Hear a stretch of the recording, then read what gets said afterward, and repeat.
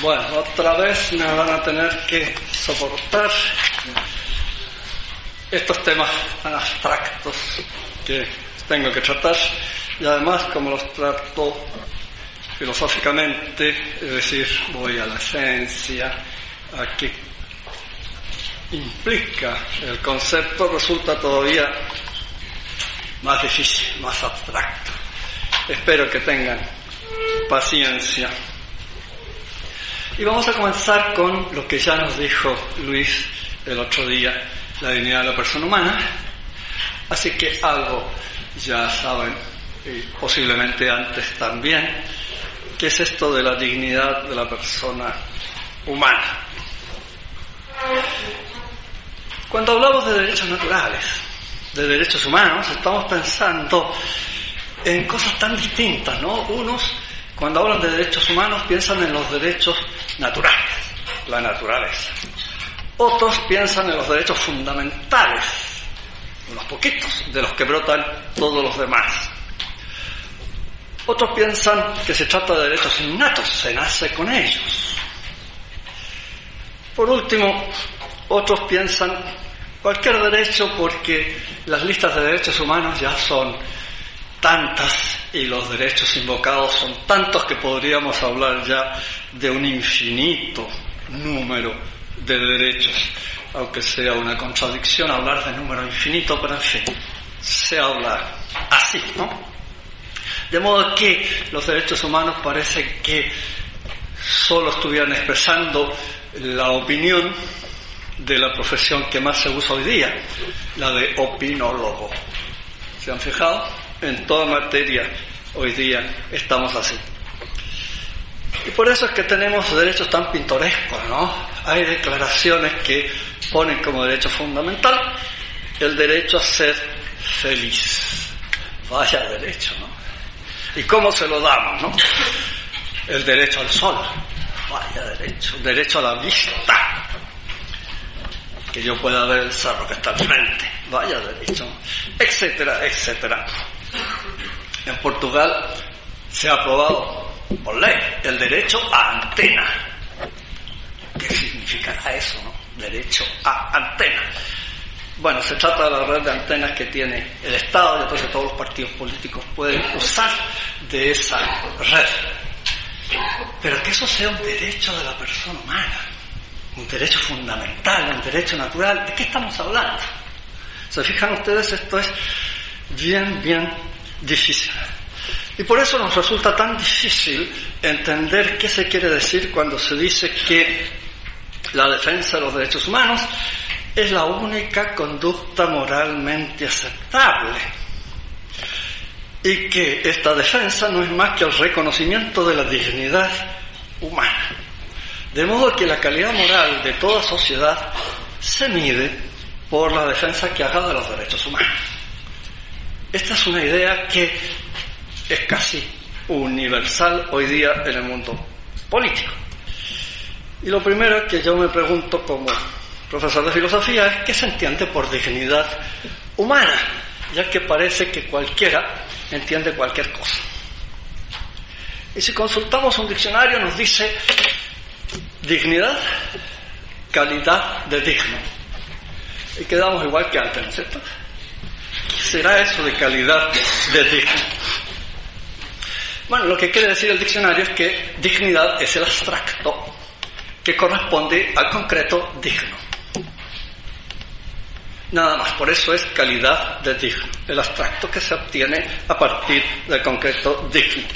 Es decir, es aquello que hace digno a algo. ¿Y qué queremos decir cuando decimos digno? Como ocurre siempre, queremos decir varias cosas, ¿no? Que tal vez las podemos resumir en que digno está subrayando la superioridad de algo, una calidad superior.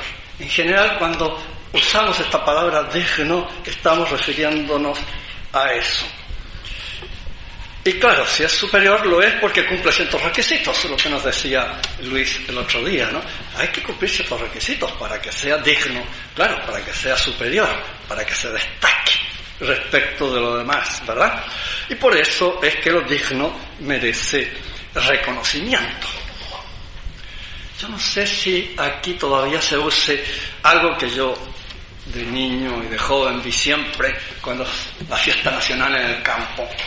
Una misa al aire libre, y había los asientos delante, y el primer asiento tenía un cartelito que decía dignidades, y ahí se sentaba el cura del pueblo, el teniente de policía, del retén, no sé cómo lo llamarán aquí, ¿no?, el alcalde, en fin, y algunas personas más, el profesor de la escuelita. Eran las dignidades, ¿ven ustedes? O sea, los superiores. La palabra digno siempre está aludiendo a eso.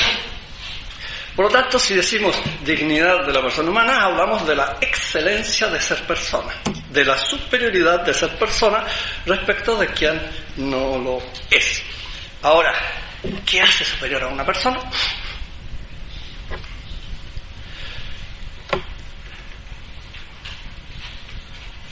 Quisiera distinguir, como decía Luis el otro día, que hay muchos tipos de dignidad que puede atribuirse a la persona, empezando por la dignidad sobrenatural que nos indica la revelación, pero en fin, dejando aparte eso, yo las he reducido a 3 y podrían ser más, ¿no?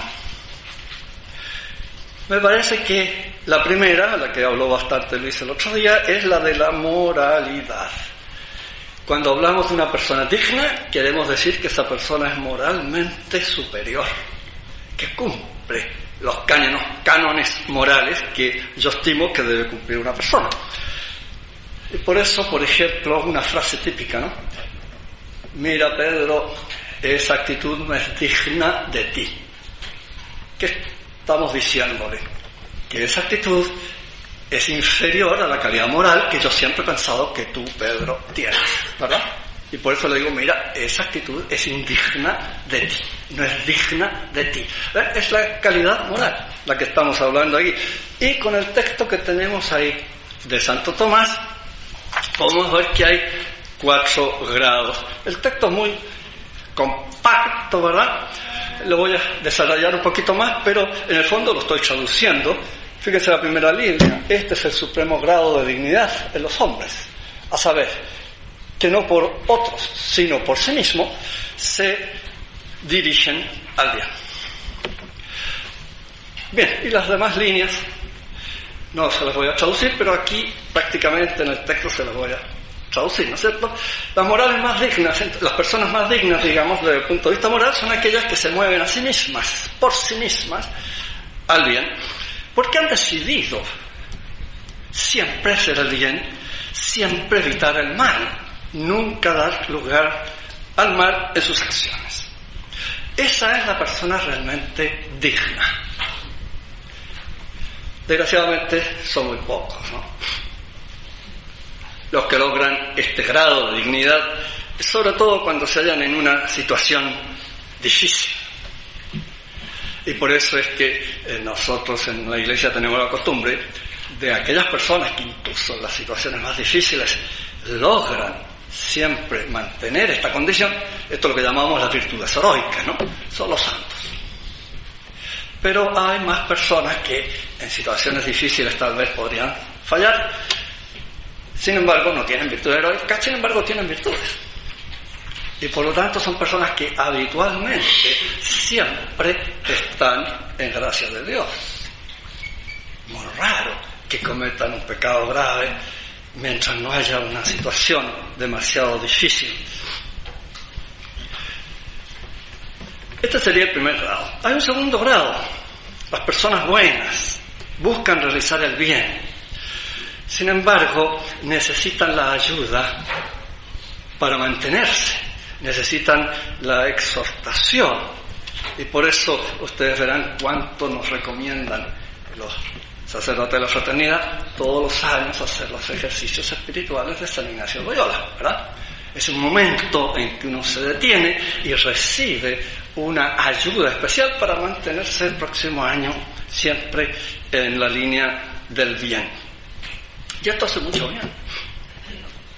Lo necesitamos porque no somos santos. Si lo fuéramos, tal vez no lo necesitaríamos, pero como no lo somos, necesitamos que nos ayuden, que nos apoyen para mantenernos en esta condición. Ahora, lo más común, pienso yo, es la tercera condición que pone ahí Santo Tomás en materia de dignidad: aquellos que necesitan que les infundan un cierto temor para evitar el mal. Todos los juristas, en especial los penalistas, reconocen que si una ley no amenaza con penas, y ojalá penas fuertes, esa ley es letra muerta, porque la mayoría de los seres humanos solo se mueve al bien por el temor, y ya estas personas apenas pueden llamarse dignas, ¿verdad? Más bien, por naturaleza, diríamos, son indignas, pero en fin, ante el temor se portan bien. Y los de aquí, que son profesores, padres de familia, etcétera, saben cuánto se necesita esto. Al niño hay que darle su palmadita, y con bastante frecuencia, y si no, van a criar un monstruito. A pesar de que esto es políticamente incorrecto, ya hay profesoras a los que los han castigado y expulsado por haberle dado una palmada a un niño. Yo le daría una condecoración. Se hace necesario el uso del temor, incluso de la coacción, para que las personas realicen el bien y eviten el mal. Y esto es lícito en ciertas circunstancias.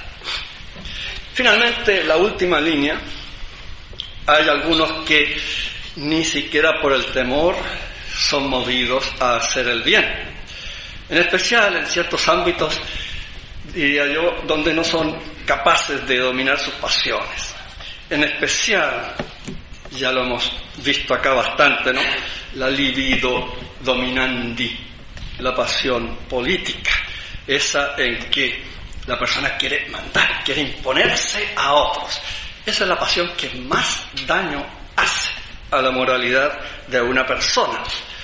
De ahí que hoy día decir político y decir inmoral parece que fueran sinónimos, ¿verdad que sí? Cuando debería ser todo lo contrario. El político debería ser un ejemplo de moralidad.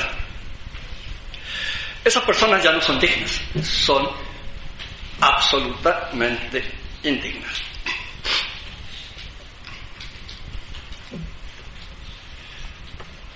En segundo lugar, como les puse ya arriba, primero moral, segundo social, tercero óntica.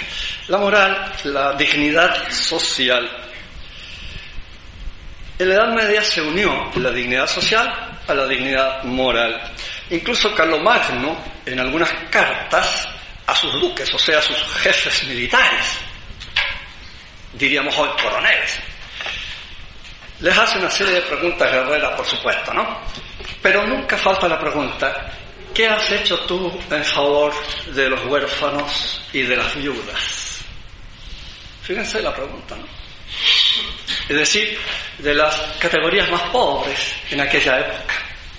El huérfano, la viuda, no tiene quien lo defienda, y por lo tanto el jefe del ejército debe preocuparse en especial de defender a esas personas. Es el criterio moral. ¿Se dan cuenta?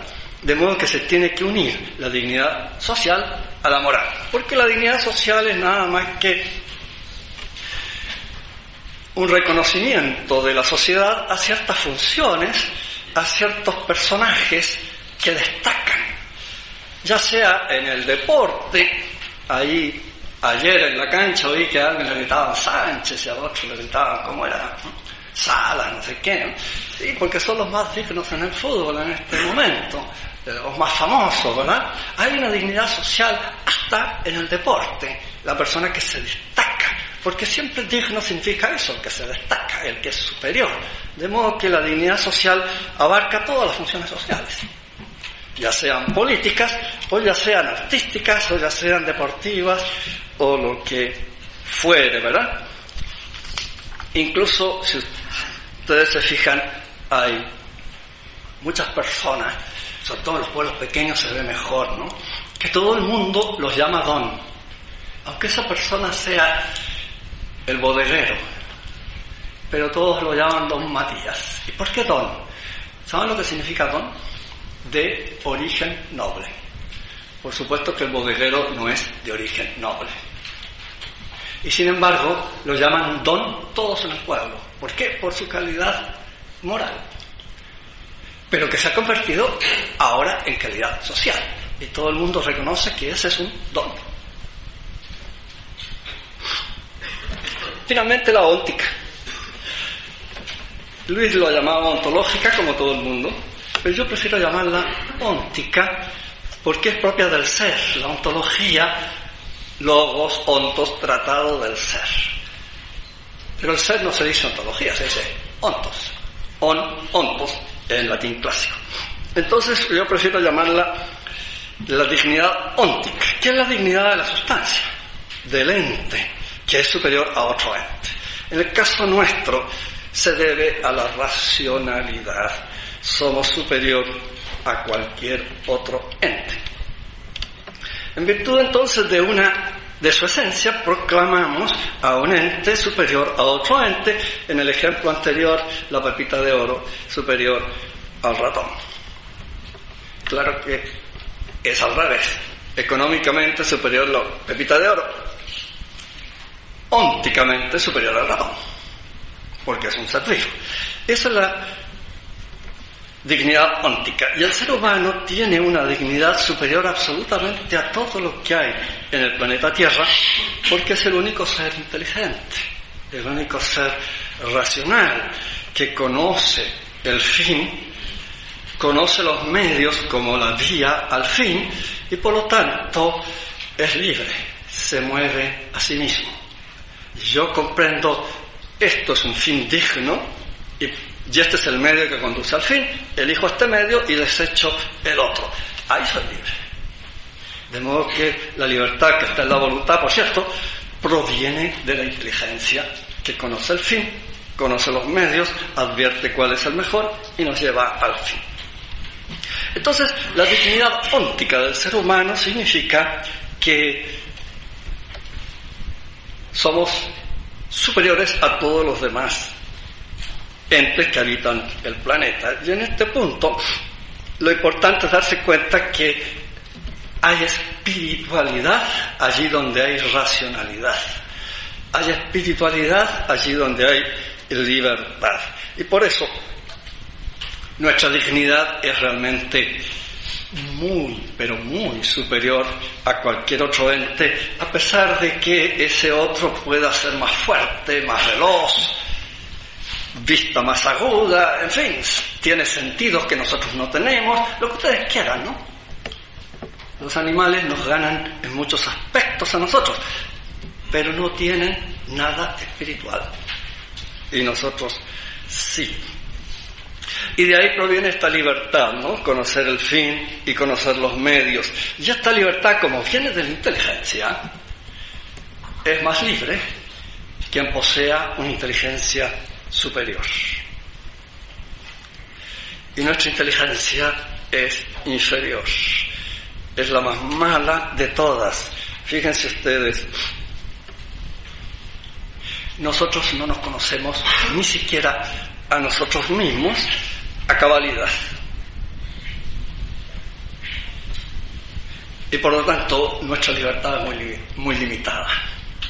Nuestra libertad se refiere solo a ciertos actos, los actos voluntarios,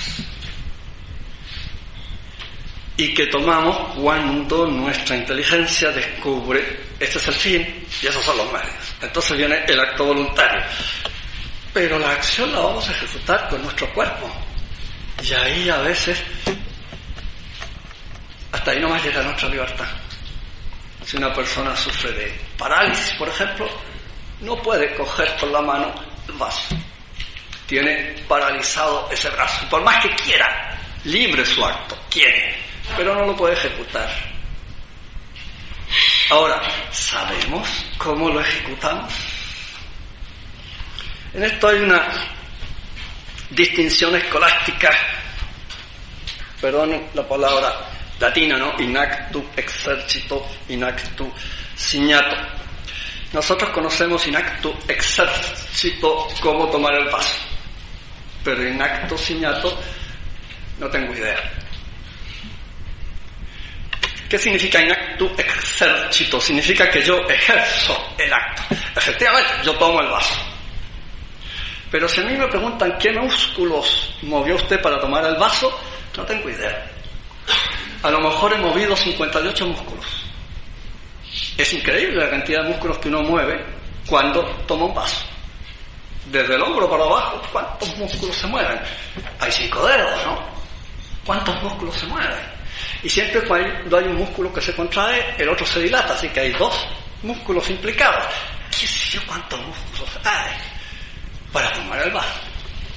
Tenemos que ir a un experto en biología y él, tal vez, no sé, nos puede explicar bien, in actu, ahora, signato, todo lo que se hace para tomar un vaso.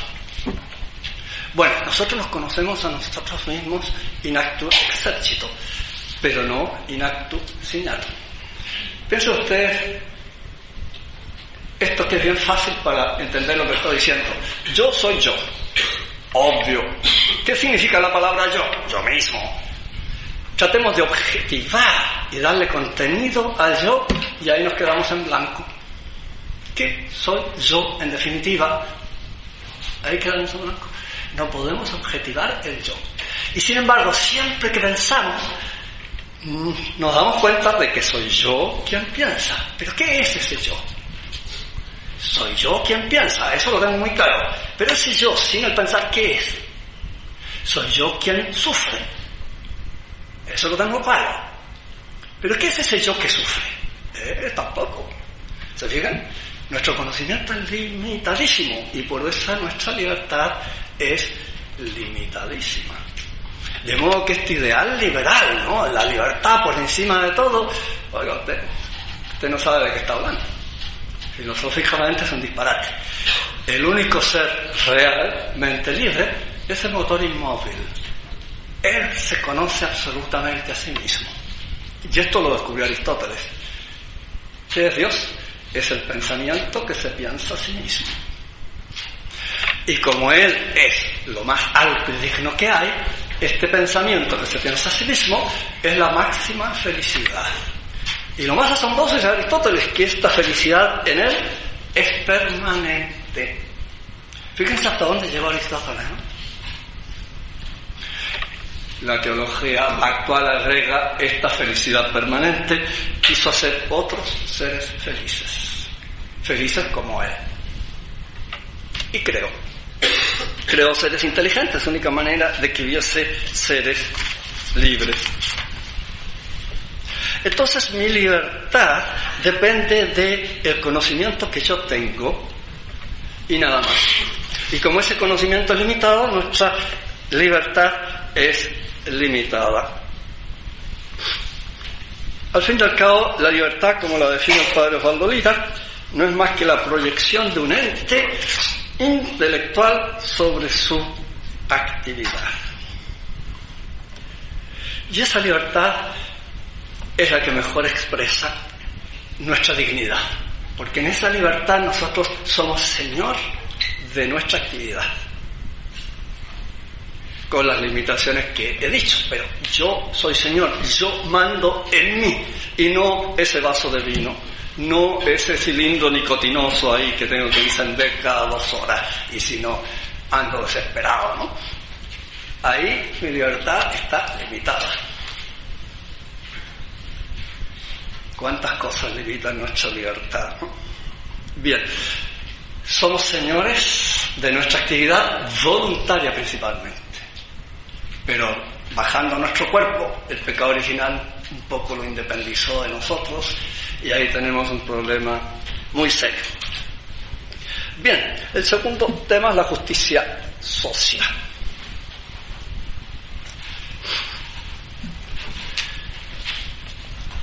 Porque los derechos humanos se inscriben aquí, en esto de la justicia social. La justicia es la voluntad firme y constante de atribuir a cada uno lo que le corresponde, o lo suyo, jus suum en latín. Esta definición de origen estoico aparece en el Digesto de Justiniano, una compilación hecha por los jurisconsultos bajo orden del emperador Justiniano, allá en el siglo VI de nuestra era. Curioso, llamó la atención sobre el atribuir, porque yo no sé por qué se ha traducido ese tribuere por un dar a cada uno lo que le corresponde. No es dar, es atribuir, porque es bien poco lo que le corresponde a alguien si no se le ha atribuido primero. Esta traducción, digamos, corresponde exactamente a lo que pensaba Aristóteles, que Cicerón cita y de ahí pasa al Digesto. Ahora, Aristóteles distinguió varios tipos de justicia que han llegado hasta nosotros, ¿no? La justicia general, la justicia particular y la justicia particular distributiva, conmutativa. Todo esto es bien conocido. Lo que no es tan conocido es que la palabra justicia, en latín jus, en castellano tenemos una palabra que nos indica exactamente lo que primitivamente se quería decir con la palabra justicia, que es la palabra ajustar. Fíjense, justus, ajustar. Es la misma palabra convertida en verbo. Y eso es la justicia, es un ajustar. Hay que entenderlo bien para comprender lo que es justicia. Es decir, yo me puedo preguntar, ¿no?, ¿cómo ajustar la relación entre Pedro y Diego? Cuando determino ese ajuste, he hallado lo justo, y entonces le atribuyo esto a Pedro y aquello a Diego, y ahí Pedro y Diego ajustan. Y eso es justicia. Por lo tanto, quien dice justicia, dice social. Hablar de justicia social es muy raro, ¿no? Es como hablar de justicia o justicia. Si la justicia o es social o no es justicia. Porque la justicia es siempre ajustar a uno con otro, lo cual implica asociar a uno con otro. Esto de hablar de justicia social es realmente una muestra de cuánto ha decaído la comprensión de la justicia en nuestro medio. Los medievales jamás hablaron de justicia social, Aristóteles tampoco. Lo que se distinguía era la justicia general de la justicia particular, ¿verdad? La justicia general o legal. ¿Por qué la llamamos legal? Porque en realidad el bien por excelencia, como lo veíamos el otro día, es el bien común. El bien máximo, el bien más propio del hombre es el bien común, porque va al último núcleo real del hombre, que es su creación. ¿Qué somos nosotros? Criaturas.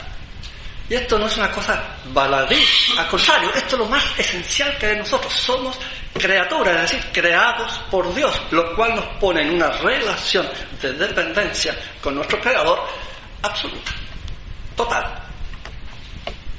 Justicia general. O legal. ¿Por qué? Porque justamente la ley es lo que nos conduce al bien común. No solo en el plano social, la ley natural tiene como meta que lleguemos a Dios, o sea, que lleguemos a nuestro bien común.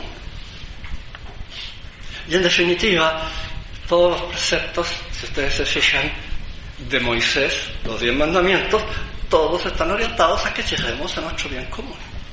Y por eso el primer mandamiento lo dice bien claro: amar a Dios sobre todas las cosas, con todo el corazón, con todo el alma.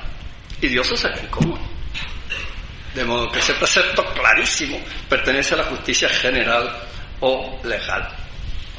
Y por eso, en la Sagrada Escritura, cuando se quiere proclamar esa sumisión total del hombre al bien común, del hombre a Dios, se dice: este es un varón justo. Que es lo que nosotros expresamos diciendo: este es un hombre santo. Esto es lo que viene a significar justo, pero ahí se está poniendo el dedo en la justicia general. de las que nos lleva al bien común. Y luego la justicia general entre nosotros, ¿verdad? Entre los bienes privados que a nosotros nos interesan como animales, tanto que se divide en distributiva y conmutativa. La distributiva consiste en los premios, los bienes, las cargas, los males que genera la convivencia social. Hay que repartirlos entre todos, según lo que cada cual merezca, según la aportación de cada cual a la comunidad, y por eso la justicia distributiva es proporcional al aporte que yo haga para el bien común o al aporte que yo haga para el mal común. A esta justicia distributiva es la que muchos llaman justicia social. Por ejemplo, Juan 23 en la Mater et Magistra pone por primera vez este término de justicia social, echando a perder todo el vocabulario que se había usado hasta entonces, en vez de llamarla, como siempre, justicia distributiva. Y la justicia conmutativa es el intercambio de bienes privados entre nosotros, la compra-venta, etcétera, ¿no? Ahora bien, estos tipos de justicia no están en el mismo plano. Claro que no. La justicia conmutativa es la inferior.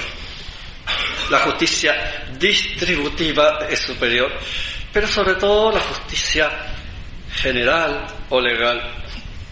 Y por eso en latín existe una frase muy concisa, ¿no? A los latinos les encanta resumir toda una doctrina en dos palabras. Dice así: summum jus, summa injuria. O sea, el derecho en su más estricto sentido, jus summum, el derecho en su más estricto sentido, es summa injuria. Es la ofensa más grave que se le puede hacer a una persona. Una traducción muy digna, ¿no es cierto?, muy explicada, porque en latín les gusta decirlo en dos palabras. ¿Y qué quieren decir los romanos cuando establecían esto? Justamente ocurre que, como la ley humana se dicta para casos generales, como lo que más se da entre nosotros, lo que tenemos más delante de los ojos son los bienes particulares, y esta distribución de los bienes particulares, ocurre que en ciertas circunstancias cumplir estrictamente la ley, cumplir estrictamente con la que determina la justicia conmutativa, la justicia distributiva, puede ser una gran injuria, puede ser un gran daño para una persona. Y así, por ejemplo, veamos esa frase de San Pablo: pues el que no trabaja, pues que no coma. ¿Se acuerdan? Cuando había gente que creía que venía el juicio final inmediato, entonces dejaron de trabajar y bueno, hubo que mantenerlos, darles de comer. Y San Pablo dice: bueno, el que no trabaja, que no coma. Justicia conmutativa perfecta. Y le vamos a exigir eso a los bebés. Ahí sería summa injuria. ¿Se fijan lo que quiere decir? Al bebé nadie le exige que trabaje. Al enfermo nadie le exige que trabaje. Al anciano tampoco. Se les da, pero no por justicia conmutativa, sino por justicia general, por justicia legal. El bien común social exige que se les dé al bebé, al anciano, al enfermo, etcétera, etcétera, aunque él no aporte nada, y por justicia conmutativa, cero. Pero por justicia general hay que darle. Summum jus, summa injuria. ¿Comprenden el adagio, supongo, verdad? Pero podemos dar todavía un paso más y darnos cuenta que esta justicia general o legal expresa algo común a toda virtud. Ese sometimiento a la ley natural, ese sometimiento al bien común que llena toda nuestra vida. Aunque uno no se dé mucho cuenta, está siempre presente. Como lo vimos antes, ¿no? No hay un bien privado legítimo si el bien común no lo autoriza, no lo exige, no lo tolera, díganlo como quieran, ¿no? Pero siempre está presente el bien común. Y si no, ese bien particular no es un bien, es un mal, a secas. Pues aquí vemos un poco lo mismo. Fíjense ustedes cómo la idea de virtud implica una cierta rectitud, lo correcto, ¿verdad? Lo virtuoso, lo correcto, lo recto. ¿Y qué significa lo recto? Lo que nos lleva al fin. Y justamente, ¿qué es la justicia? Lo que busca la rectitud en las relaciones humanas y sobre todo la rectitud con el bien común. Y por lo tanto, la justicia general implica todas las virtudes. Se puede considerar cualquier virtud como una expresión de justicia general. O sea, esta justicia general puede extenderse hasta coincidir con la moralidad, así, a secas. Es curioso, a mí me llama cada vez más la atención que cuando se habla de ética o moral nos referimos siempre a la parte individual, personal, y nos referimos a relaciones todas de, como quien dice, de tejas abajo. Y no nos damos cuenta que eso está dependiendo de los bienes comunes, por lo tanto está dependiendo de la ética social o política, como lo llamaba Aristóteles. Cuando Aristóteles dice política, está hablando de ética social. Y cuando vemos nosotros que a nuestros políticos los consideramos inmorales, tenemos que preguntarnos qué pasa aquí. Quiere decir que el mundo está al revés. Exactamente, eso es lo que está pasando. Y aquí vemos otra vez, ¿no?, por qué la Sagrada Escritura llama justo a ciertos hombres, ¿no? Porque cumplen a cabalidad con la moralidad. Porque podemos extender este concepto de justicia a toda la actividad humana. Pero hoy día, más bien, usamos la palabra derecho con este sentido para referirla a toda la realidad humana y pues pasamos a la noción de derecho. A mí me llama mucho la atención. Usamos la palabra derecho, pero la palabra derecho viene del latín directus. Y mientras la palabra derecho tiene un sentido casi exclusivamente legal, moral, yo tengo derecho a, la palabra directus no tiene ningún sentido jurídico, ningún sentido moral. Este se da únicamente la palabra jus. Y sin embargo, hemos identificado derecho con justo. Es curioso este hecho, ¿verdad? Recordemos el cambio que produjo Thomas Hobbes. Ahí está la explicación que lo vimos el otro día. Ahora, el derecho, como está explicando la justicia, como se está refiriendo a la justicia, y la justicia es una relación, desde el punto de vista metafísico, una relación implica por lo menos tres elementos. Dos sustancias que se ponen en contacto y ese misterioso ad aliquid que unifica en cierta manera esas dos sustancias, que es propiamente la relación. Y entonces hay tres elementos en todo derecho desde el momento que un derecho es una relación.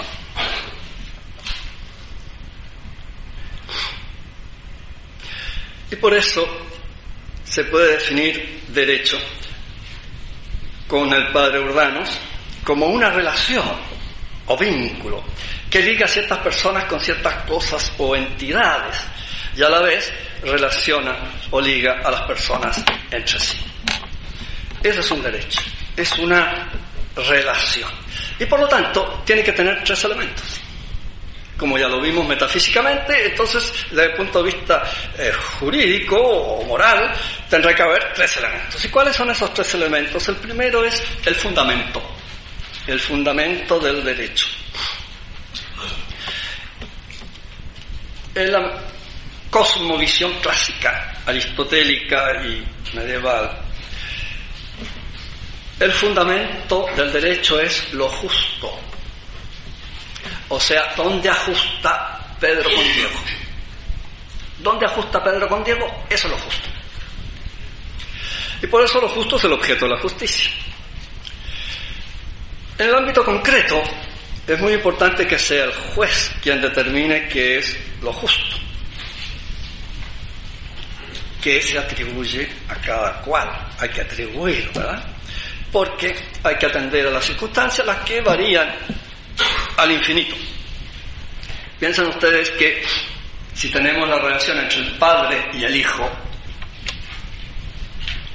ajustan, sí, pero ¿en qué? Bueno, es distinto desde el punto de vista del padre al punto de vista del hijo, ¿verdad? Pero hay que hacerlos ajustar. De modo que el padre le debe protección al hijo, el hijo le debe obediencia al padre. ¿Se dan cuenta? Ahí ajusta el padre con el hijo. Ahora el juez va a determinar, bueno, en este lío que hay entre estos dos, cómo se cumple esto de la protección y la obediencia. Ahí ajustan ambos, ahí está lo justo, y eso es el fundamento de esta relación que llamamos derecho. En cambio, ahora se nos dice que la fundación está en la naturaleza humana. El hombre, por ser hombre, tiene derecho a 2 puntos y ahí viene toda la lista. Bueno, ¿de dónde quedó lo justo? ¿Y dónde quedó el cómo vemos que ajuste este con aquel? ¿Se fija que en la Declaración de Derechos Humanos todo esto está ausente?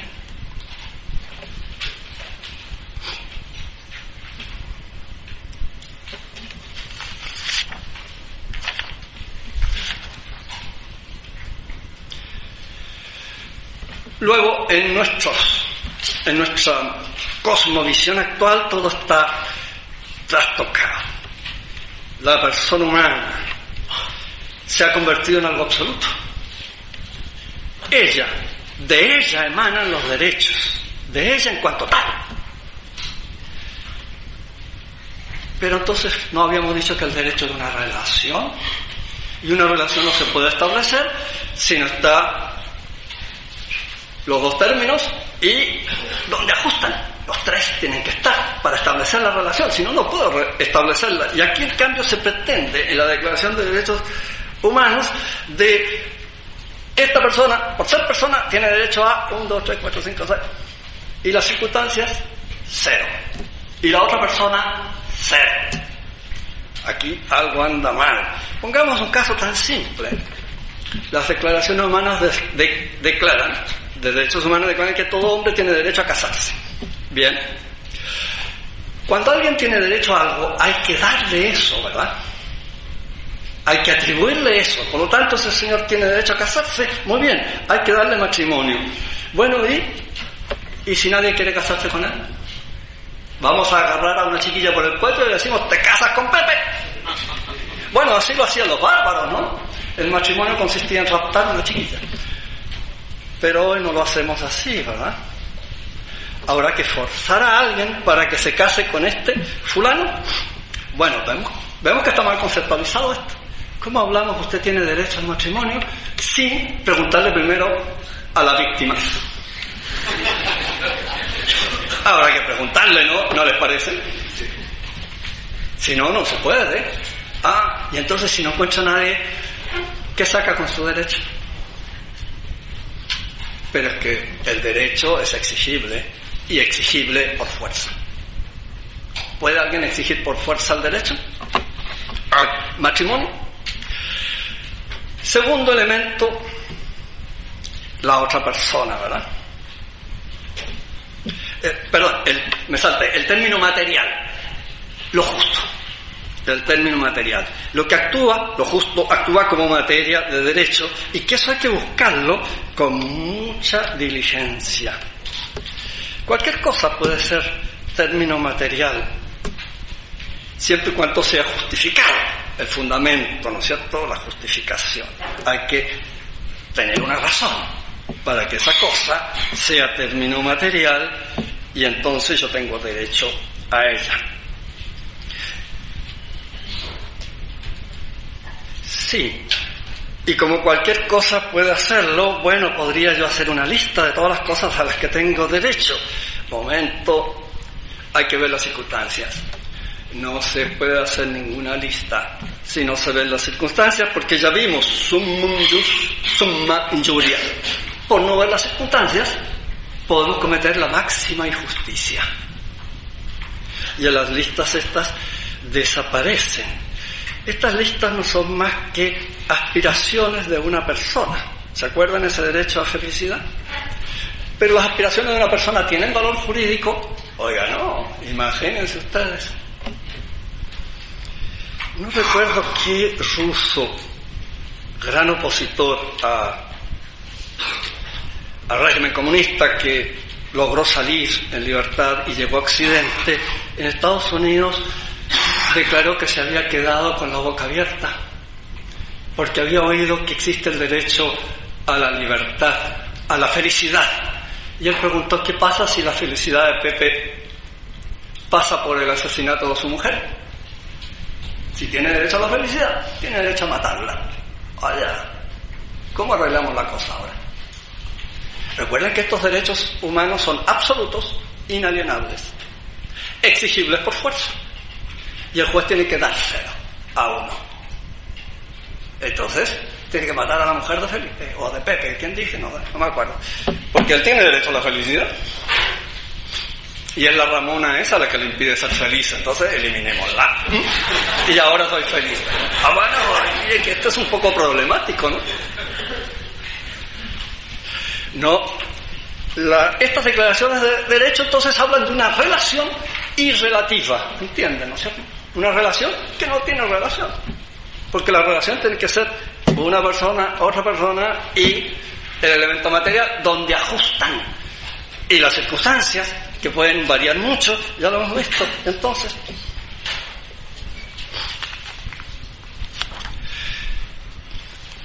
para encontrar, además, esta relación, esto justo,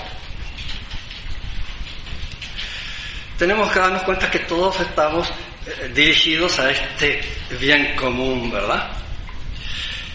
Y como los únicos seres que pueden llegar a este bien común son los que tienen inteligencia, solo los seres humanos tienen derechos. Los irracionales no tienen derechos. Y sin embargo, esta noción de derechos humanos ha hecho que la UNESCO en 1978 ha proclamado la Declaración de los Derechos de los Animales. Y el artículo 14 establece: los derechos de los animales deben ser defendidos por la ley como los derechos de los hombres. ¿A dónde nos ha llevado la Declaración de los Derechos Humanos? Y yo estoy esperando la Declaración de los Derechos de los Vegetales y de los Minerales. También son entes. Y los vegetales son entes vivos que yo mato cada vez que saco la lechuga para hacerme la ensalada. Asesino de lechugas. Pobres derechos de los vegetales. Y de los minerales, imagínense, sacamos las entrañas de la tierra de su lugar natural y nadie le pidió permiso al cobre para sacarlo de allí. Además que cobre en estado puro no existe, ¿no? Entonces hacemos todo un proceso terrible, trato, indignante a los minerales.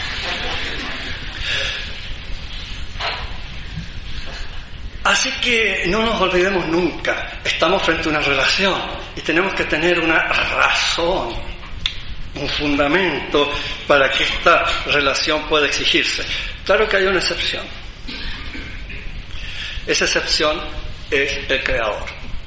El Creador carece de todo deber, posee derechos sobre todo y no tiene que darle cuenta a nadie. Ahí sí los derechos son absolutos. Ahí sí el derecho brota simplemente del hecho de ser Él el Creador. Por eso cuando hacemos la lista de derechos humanos estamos proclamando Dios al hombre. Él, por ser Él, tiene derecho a 1, 2, 3, 4, 5, 6. ¿Se acuerdan las listas? Todo hombre tiene derecho a... Eso solo es posible decirlo de Dios. Porque en realidad nosotros comenzamos no por el derecho, sino por el deber, como ya lo hemos dicho, ¿no? Que somos criaturas. Y por lo tanto tenemos ese deber fundamental de responder al acto creador. Y por eso lo primero en nosotros nunca es el derecho, es el deber. Y como tenemos este deber fundamental, de ese deber fundamental van a surgir todos los derechos. En cambio en Dios es todo lo contrario. Dios tiene el derecho a crear. Y de ese derecho fundamental de Dios surgen todos los deberes nuestros. ¿Qué es anterior, el deber o el derecho? En el hombre el deber, en Dios el derecho. Dios no tiene ningún deber, ¿verdad?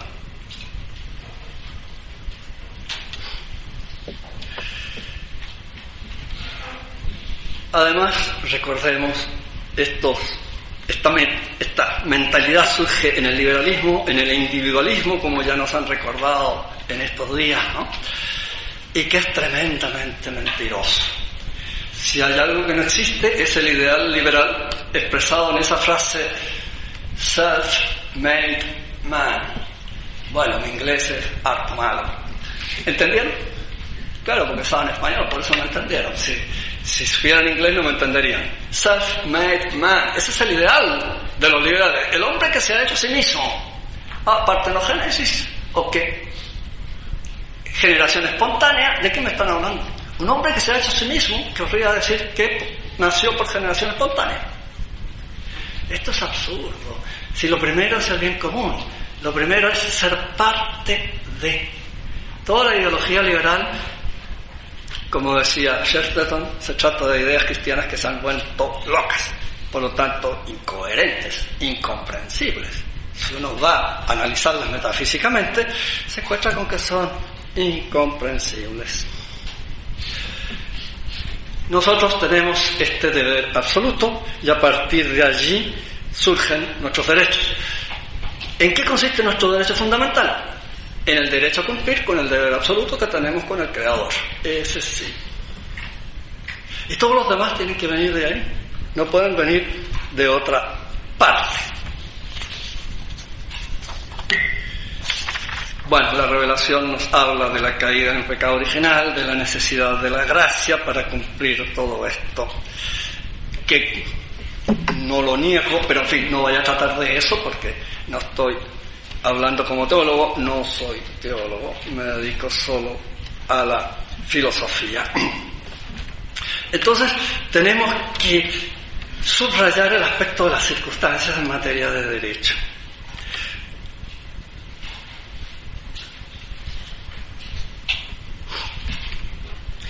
Hay un tercer término que es la persona ante la cual yo exijo mi derecho. Eso se llama el término personal. Si yo soy el padre de Angélica, yo tengo ciertos deberes y ciertos derechos con Angélica, pero solo con ella, mi única hija.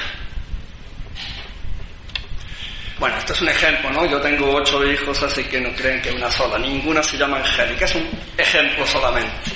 Hay un término personal, y entonces si yo le exijo obediencia, se lo exijo a Angélica, pero no a la Pilarica. A esa no le puedo exigir nada porque no tiene nada que ver conmigo. A la Angélica sí, porque es mi hija. Y llego entonces a la fiesta que se están dando, vamos a casa, ya es tarde. Y tiene que venir, es mi hija. Pero no lo puedo decir a ninguna otra de esa fiesta. Ella es el término personal de mi derecho a ser obedecido como padre. Ahora, ¿en qué parte de las aclaraciones humanas de derechos humanos, aparece el término personal? En ninguna. Lo decíamos recién, ¿no? ¿Tengo derecho al matrimonio? Sí. ¿Y con quién? Eso no aparece. Entonces no hay tal derecho. Si yo y la Pilar estamos de acuerdo en casarnos, ahí, bueno, tenemos derecho al matrimonio. Pero cuidado, absoluto no. Y si se descubre que uno de los dos está enfermo de SIDA, ¿tiene derecho a casarse? Cuidado. Le va a transmitir el SIDA a la otra persona y a sus hijos. Oiga, ¿no? Sería bastante justo que se dictara una ley prohibiendo el matrimonio de los que tienen SIDA. ¿Verdad que sí? Además, la otra persona tiene que aceptar, ¿no? Aceptar casarse con ella. Entonces, ¿cómo hablar de derechos absolutos, de derechos inalienables? El único, diría yo, que podría ser calificado así, extendiendo las cosas, es ese derecho a que me permitan cumplir mi deber respecto de la causa primera, respecto de mi creador. Ahí podría tal vez yo pensar si este derecho es absoluto, este derecho es inalienable. Pero cualquier otro, no. Yo tengo derecho a vivir, sí, pero si estoy tratando de matar a otro, el otro se puede defender, ¿no? Y matarme a mí. ¿Y dónde quedó mi derecho entonces a la vida? No hay derechos absolutos. Hay que ver las circunstancias, hay que ver el término personal, hay que buscar el fundamento. Uy. ¿Y cuántas veces las circunstancias dejan de lado un fundamento? Piensen ustedes la doctrina católica tan tradicional: en caso de estricta y grave necesidad, los bienes son comunes y por lo tanto cae el derecho a propiedad. ¿Ven ustedes? El derecho a propiedad no es absoluto, ni puede serlo. En ese caso cae el derecho a propiedad. Un ejemplo que suele darse bastante: una persona que necesita ser llevada de urgencia al hospital. Supongamos que estamos en el campo, el único auto disponible en ese día es el mío, yo no puedo dejar mi auto. Si lo niego, peco gravemente. Esa persona está enferma, tiene que ir al hospital, el único medio en este momento, en este campo, es ese auto, pues en ese auto se va. Y usted, pues se queda con las ganas de salir en su auto, pero ella está en extrema necesidad, tiene que ir al hospital. Esa doctrina, frente a esto de que los derechos son absolutos, el derecho a propiedad absoluto, ¿y desde cuándo? No puede serlo. Entonces, resumamos un poco todo esto. Absolutamente hablando, el derecho funda el deber, pero en el orden humano el deber funda el derecho. Absolutamente hablando, Dios y todas las criaturas, ¿no? Ahí el derecho funda el deber. Pero en la ideología liberal, en la ideología de los derechos humanos, el derecho siempre funda el deber. Y por eso lo que juzga una civilización es la defensa de los derechos.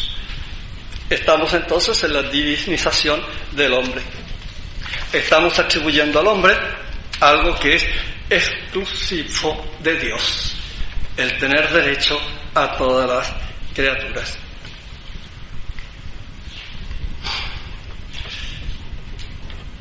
¿Y cómo es posible que se haya hecho este abuso a la palabra derecho? Algunos, tratando de justificar esto, dicen que debemos hablar de derechos estrictos y derechos amplios. Derechos estrictos es de lo que yo he estado hablando ahora. Tienen su fundamento, tienen su término personal, tienen su término material, todo claro, derecho estricto. Y si alguno de ellos no está, entonces llamémoslo derecho amplio. Es decir, eso vendría a significar: mire usted, esto de suyo es legítimo, yo no sé si en estas circunstancias lo es, pero de suyo es legítimo, aquí no hay nada malo. Si usted quiere casarse, bueno, cásese. De suyo no es malo que usted se case. Claro que si la otra persona ya está casada, ahí tenemos otro problema.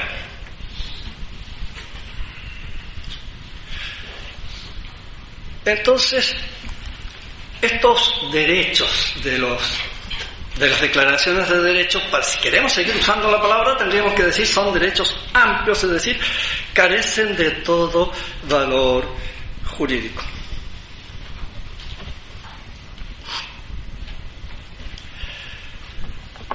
Por eso, estas declaraciones de derechos son jurídicamente nulas. No tienen ningún valor. Son expresión solamente de deseos. Y quisiera señalar un ejemplo.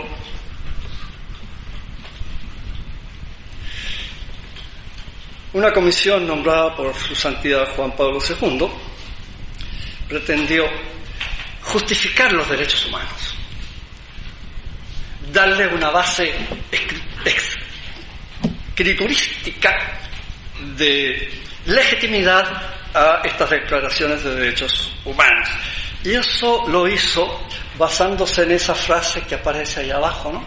Ipse enim filius Dei incarnatione sua, cum omni homo quodam modo se unigit. Texto Gaudium Spes número 22.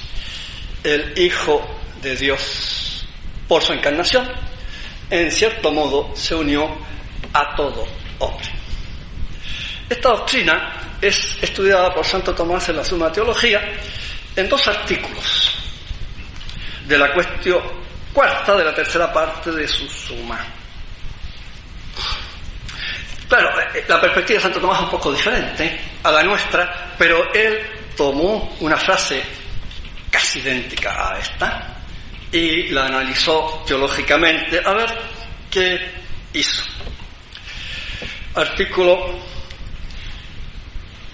La cuestión cuarta, dos artículos, ¿no? Veamos primero el artículo tercero, que es previo.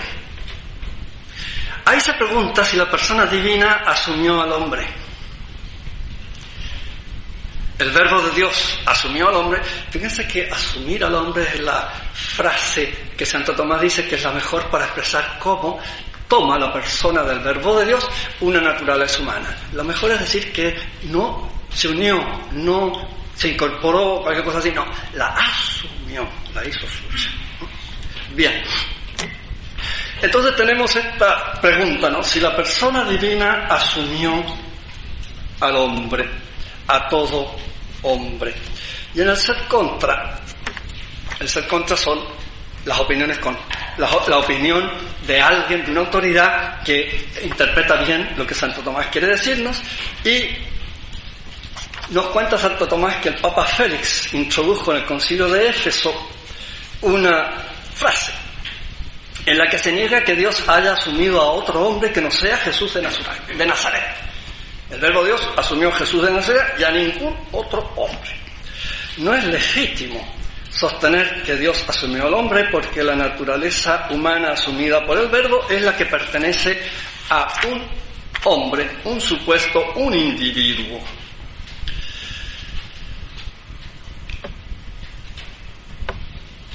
Y no los demás. Bien. Ahora va en el artículo cuarto y quinto a atacar ya de frente Santo Tomás esta doctrina, explicándola de 2 modos distintos.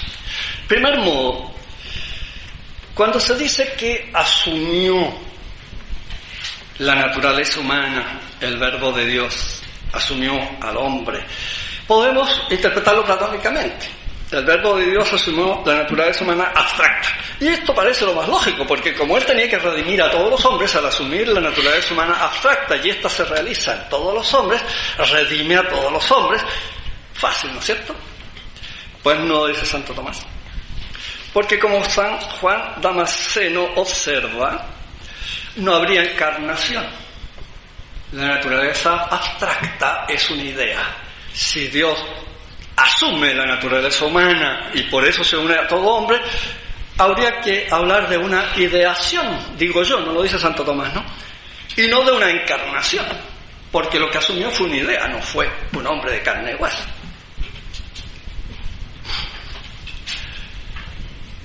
Es que la naturaleza humana no existe, ¿no?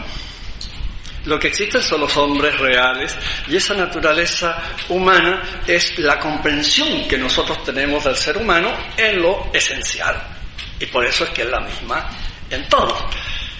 Y por eso es que las operaciones singulares se atribuyen a una persona concreta, a Diego, y no a la naturaleza humana. Además, fíjense ustedes, dice Santo Tomás, que tenía tanto sentido común, ¿no? Como la naturaleza humana es inteligible, no es sensible, a Jesús no lo habría visto nunca nadie. Porque se asumió la naturaleza humana, que es un inteligible. Jesús habría sido un inteligible, pero los inteligibles no se ven, se comprenden con la inteligencia. A Jesús, en cambio, lo vieron, lo tocaron, hablaron con él, en fin, entonces. Pero luego pasa al artículo quinto, que sí da con exactamente el sentido que le da el concilio a esta frase, y sobre todo esta comisión teológica de la que ya les he mencionado, ¿no? Y es el sentido de que ahora el Hijo de Dios ha asumido la naturaleza humana que hay en cada hombre. Este es el sentido que se le da hoy, ¿no? Se unió en cierto modo con todo hombre concreto. Cada uno de nosotros aquí, al asumir Jesús la naturaleza humana, se unió con cada uno de nosotros. Eso es lo que el concilio dijo.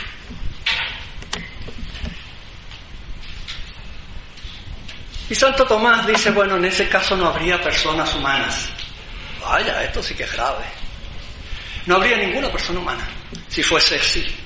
Claro, fíjense ustedes que en Cristo hay dos naturalezas, humana y divina, pero una sola persona, la divina. En Jesucristo no hay persona humana, hay persona divina. Por eso todas las acciones de Cristo tienen valor infinito, porque son realizadas por el Verbo de Dios, la única persona que hay en Cristo.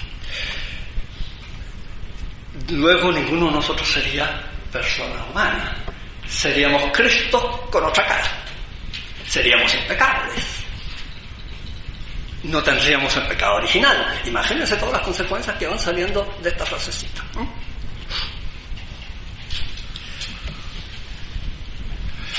En este caso, todos nosotros, dice Santo Tomás, poseeríamos la misma dignidad, la dignidad de Cristo. Justamente es lo que va a hacer la Comisión Teológica.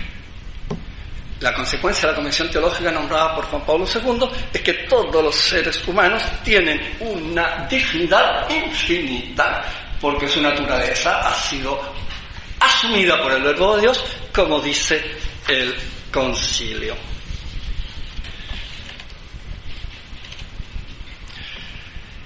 Y Santo Tomás agrega una última razón que nos debe dejar helados, ¿verdad?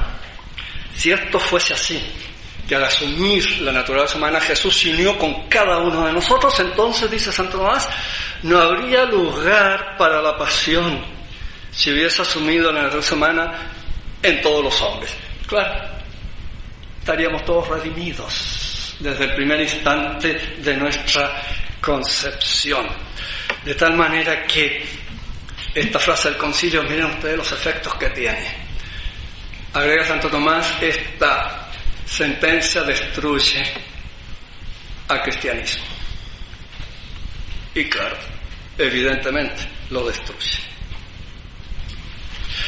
La encarnación sería superflua.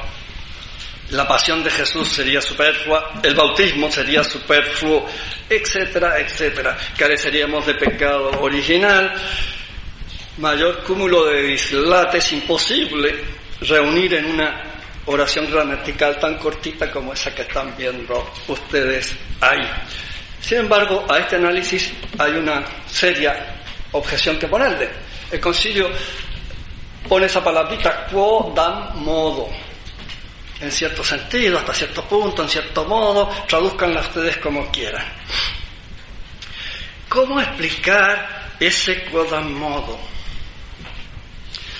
Yo encuentro que hay dos maneras de explicarlo. Es típico de todos los profesores, de todos los intelectuales, que son bastante cautelosos. Y entonces, para evitar ciertas preguntas muy desagradables, dicen en cierto modo, hasta cierto punto, en cierto sentido. Entonces, cuando alguien le hace una pregunta muy difícil, uno responde, no, es que no es ese el sentido que yo le doy. Y me salvo de lo que me preguntaron, ¿verdad? Es una cautela. Claro, y como es una cautela, mientras no se diga qué significa el quodam modo, no sabemos qué está diciendo. Pero después de ese univit hay un punto y el concilio habla de otra cosa. Y antes del ipse hay un punto y el concilio habla de otra cosa, y entonces el quodam modo quedó absolutamente solo. Y mientras no se explique qué significa, qué implica ese quodam modo, yo digo que esa frase es ininteligible. No sé de qué me están hablando. Si yo digo, en cierto sentido, Pedro es hijo mío, ¿en qué sentido? Es que lo tuve con mi señora y entonces también mi señora, bueno, es bien, está bien. No, lo digo así porque él leyó un libro que yo escribí y entonces... O bien digo, bueno, es que lo quiero tanto como si fuera un hijo. Fíjense, 3 sentidos de la expresión hijo mío. Entonces, mientras yo no explique en qué sentido es hijo mío, nadie entiende lo que yo estoy diciendo. ¿Se fijan? Mientras no se explique ese quodam modo, y yo no lo he visto explicar por nadie nunca, ese quodam modo, estoy ante una frase que no tiene ningún sentido en el cual me pueda apoyar y me da pie para usar cualquier sentido. Pero en la comisión teológica se usa el sentido que hemos visto con Santo Tomás. Desde el momento en que Dios asumió la naturaleza humana, se unió a todo hombre, por eso la dignidad de todo hombre es infinita. Entonces ahí le estamos dando el sentido que Santo Tomás le ha dado. Y el texto de la Comisión Teológica, aprobado por su santidad Juan Pablo II. Por lo demás, en la Redemptor Hominis, ya Juan Pablo II había dado a entender qué es el sentido. El pontífice dice en el número 13, se trata de cada hombre, porque cada hombre ha sido comprendido en el misterio de la redención, y con cada uno se ha unido Cristo para siempre por medio de este misterio.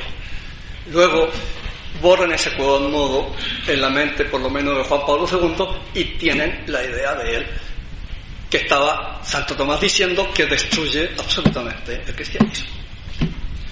Y fuera el bautismo. Condenación de nadie, por supuesto. ¿Quién se puede condenar si es un cuerpo donde habita Cristo? Tal como habitó en Jesús de Nazaret. También habita en mí. ¿Se dan cuenta?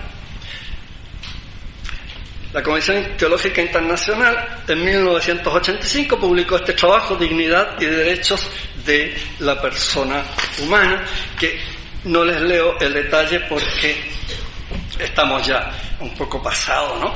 Pero fíjense, les voy a leer una pequeña parte de la declaración, y fíjense ustedes en ciertas palabras, ¿no? Dice: todos ellos emanan de la dignidad, los derechos, ¿no?, de la persona humana, la que es iluminada por la incorporación de todos los hombres en Jesucristo, perfecto Dios y perfecto hombre. Todos los hombres. Incluso los que no han sido bautizados, incluso los que odian a Cristo. Sigo citando la comisión, ¿no? Gracias a la intervención divina, todos los hombres, otra vez, son enriquecidos con la dignidad de hijos adoptivos de Dios. Oiga, ¿y qué dice San Juan? Estos señores no han leído nunca el prólogo del Evangelio de San Juan. Tarea para la casa. El profe no se me olvida nunca, ¿no? Tarea para la casa. Lean el prólogo de San Juan y verán si San Juan está de acuerdo con esto, que todos los hombres han sido enriquecidos con la dignidad de hijos adoptivos de Dios y se convierten al mismo tiempo en sujetos y beneficiarios de la justicia y de la caridad suprema. Mediante su cruz y su resurrección, sigo citando el texto de esta Dignitatis Humanae. ¿Cómo se llamaba exactamente? Un poco más largo el nombre, ¿no?, del trabajo, de la comisión esta, porque no es el concilio. Bueno, mediante su cruz y su resurrección, Cristo Redentor otorga a los hombres la salvación, la gracia, el dinamismo de la caridad, y ofrece también acceso más fácil a la participación de la vida divina. Otorga a los hombres, a todos. Mediante su encarnación le ha otorgado a la naturaleza humana una dignidad sin igual. De esta forma el Hijo de Dios en cierto modo se ha unido a todo hombre. Su tránsito de la muerte a la resurrección es también un nuevo don que se comunica a todos los hombres. Pero no hay ninguna condición para esto, ¿no? Finalmente, otra frase: el Evangelio otorga un nuevo fundamento religioso, específicamente cristiano, a la dignidad y a los derechos de la persona, y abre nuevas perspectivas para los hombres, considerándolos como verdaderos hijos adoptivos de Dios y como hermanos de Cristo crucificado y resucitado. Y a San Juan, que se lo coman las arañitas, ¿verdad? Porque San Juan dice exactamente lo contrario a esto en el prólogo del Evangelio. San Juan dice, les voy a leer Vino a lo suyo y los suyos no lo recibieron. Pero a todos los que lo recibieron les dio poder de llegar a ser hijos de Dios, a los que creen en su nombre, los cuales no han nacido de la sangre, ni del deseo de la carne, ni de la voluntad del varón, sino de Dios. Bueno, desgraciadamente estoy pasado, iba a hablar un poco del derecho a la vida y del derecho a la libertad religiosa, pero le entregaré el texto al Padre y podrán ustedes ahí ver por qué no existe derecho a la vida ni existe derecho a la libertad religiosa. La hora pasó, así que perdonen. Muchas gracias por su paciencia.